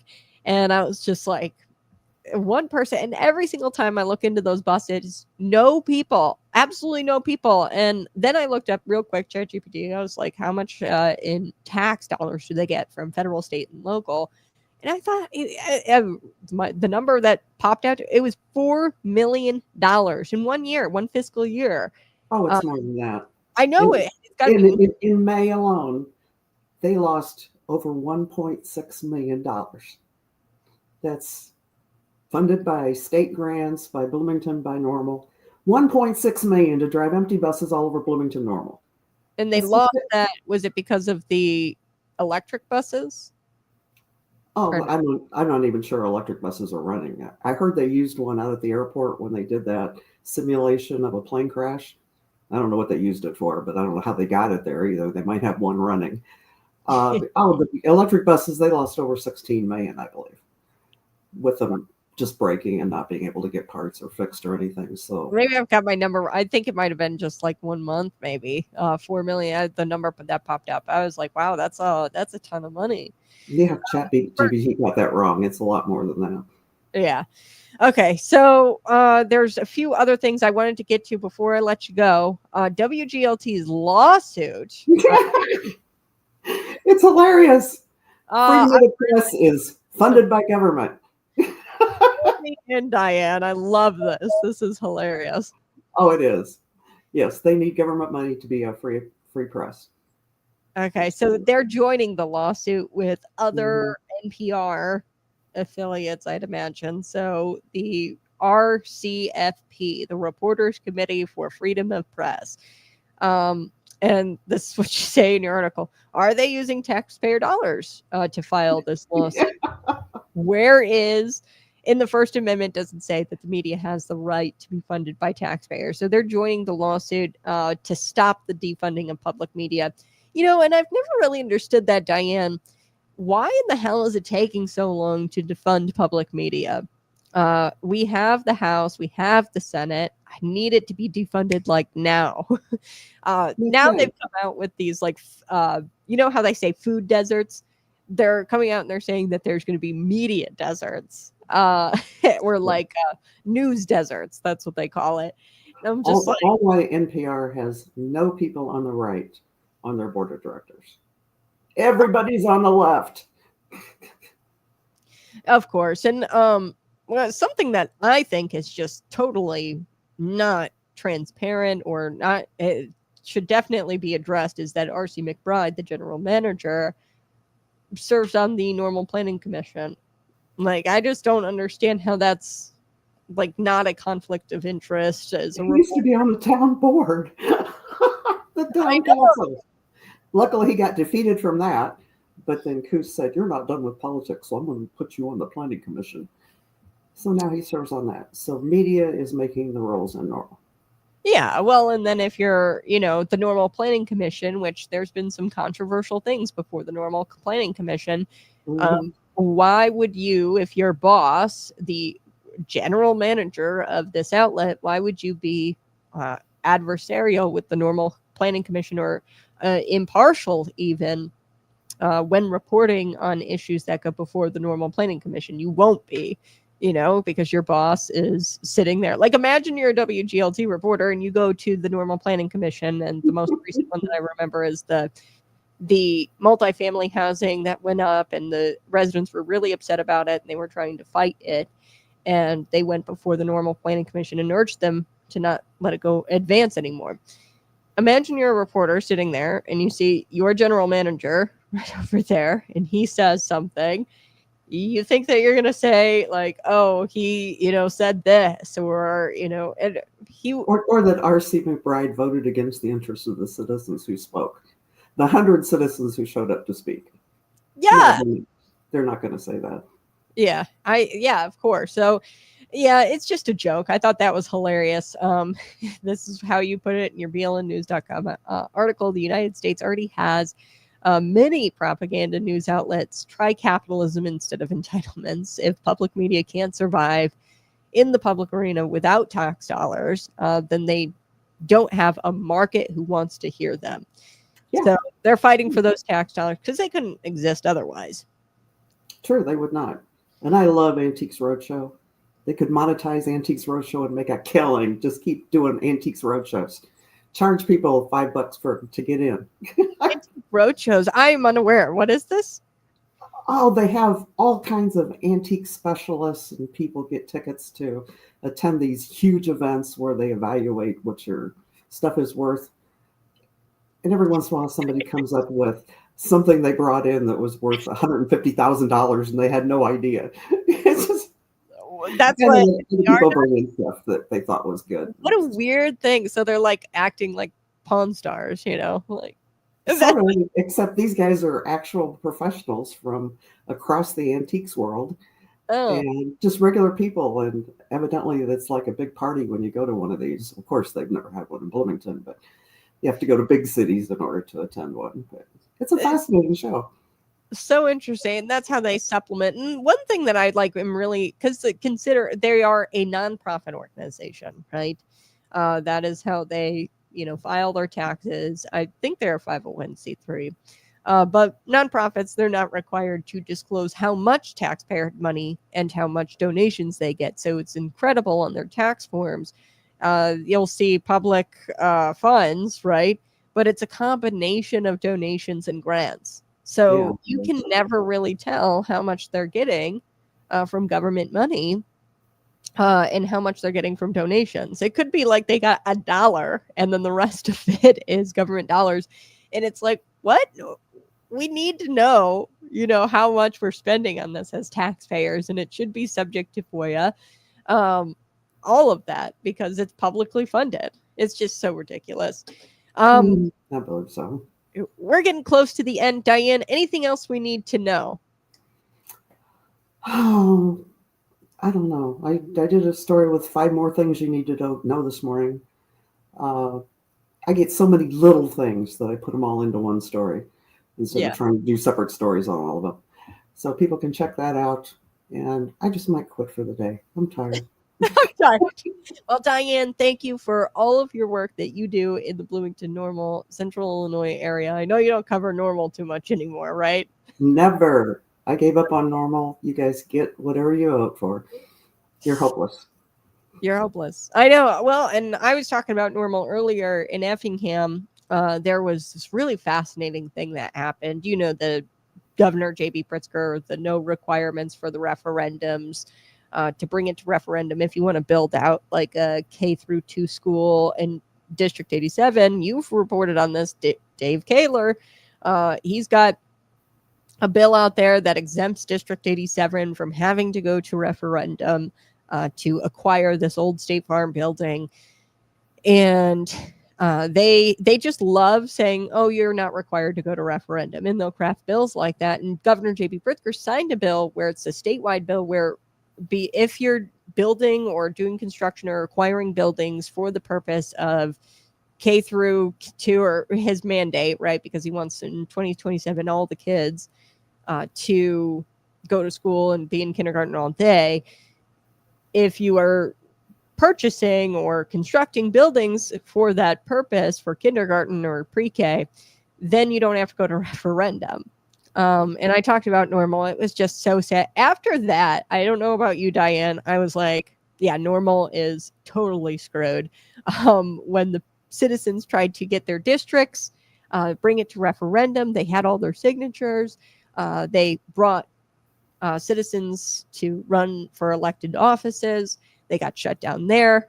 And after that moment, I was like, yeah, normal is a lost cause. There's not much you can do there.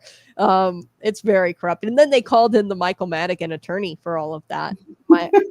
Casper. And I was like, whoa. I was like, yeah, no, this place is so corrupt. It's a lost cause. But go check out the 5 things you need to know on blnnews.com right now, folks. And Diane, thank you so much for joining me. And you have a blessed day. Anytime, Kat. You too. All right, folks. Thanks so much for listening. That is the end of our show. It's a daily show, 6 a.m. to 8 a.m. Central Time. Be sure to find us tomorrow morning, bright and early, 6 a.m. And subscribe to the channel. Share this out with your friends. It's been a pleasure talking with you. Bye-bye. Love you.